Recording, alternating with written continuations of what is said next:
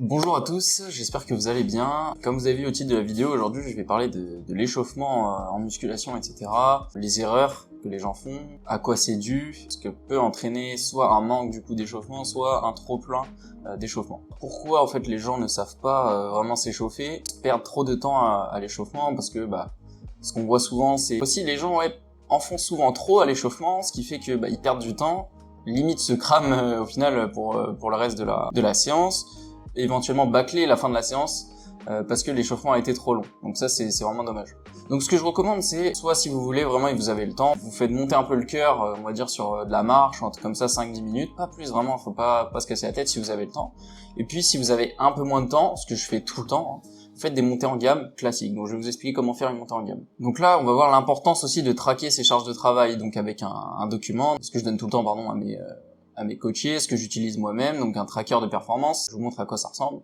Vous connaissez votre charge de travail. On va prendre une charge facile pour calculer, on va dire. Si vous prenez 100 kg de charge de travail, vous savez que vous allez être à peu près là, ok. Vous avez fait la fourchette de répétition que vous voulez suivre, etc. vers 100 kg la séance précédente. Vous savez que vous allez potentiellement remettre 100 kg pour augmenter votre nombre de répétitions sur la série. Ce que je vous conseille pour vous échauffer, vous mettez 40, 50 kg, vous faites 8-10 reps pour commencer à envoyer du sang dans le muscle, etc., bien se sentir à l'aise, etc. Plus vous montez en charge, plus vous vous rapprochez de votre charge de travail, plus vous diminuez le nombre de répétitions. Donc ça va faire 8-10 reps à 50 kg, 5-6 reps à 75 kg, 2-3 reps à 80, et peut-être une répétition, moi j'aime bien faire ça, une répétition juste avant la charge de travail. Donc par exemple à 90-95 kg, une ou deux répétitions. Ensuite vous prenez votre temps de repos, et c'est bon, vous êtes prêt pour la série. Il suffit de faire des petites montées en gamme sur chaque exercice.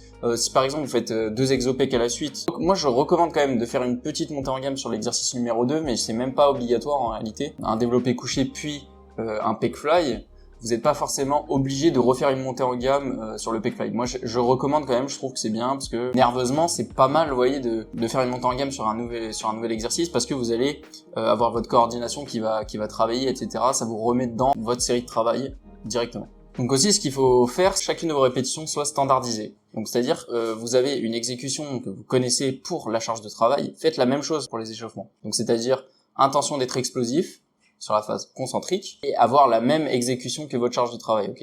Ne faites pas des répétitions partielles ou des trucs bizarres que vous n'allez pas faire exactement sur votre charge de travail, parce que là notamment, oui, vous pourrez éventuellement risquer de vous blesser. Donc pour récapituler, un petit échauffement sur un tapis, un truc du genre de 5 minutes, vraiment 4-5 minutes, même pas, moi c'est ce que je fais.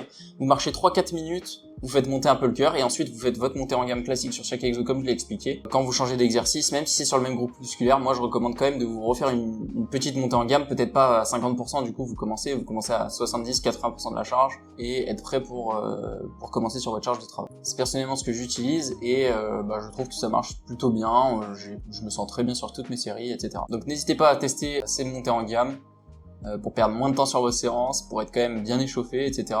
Et vous m'en direz des nouvelles. Donc n'hésite pas à lâcher un petit like, à t'abonner et à mettre un petit commentaire si tu as une question, j'y répondrai évidemment. Et nous on se dit à une prochaine pour une prochaine vidéo. Ciao.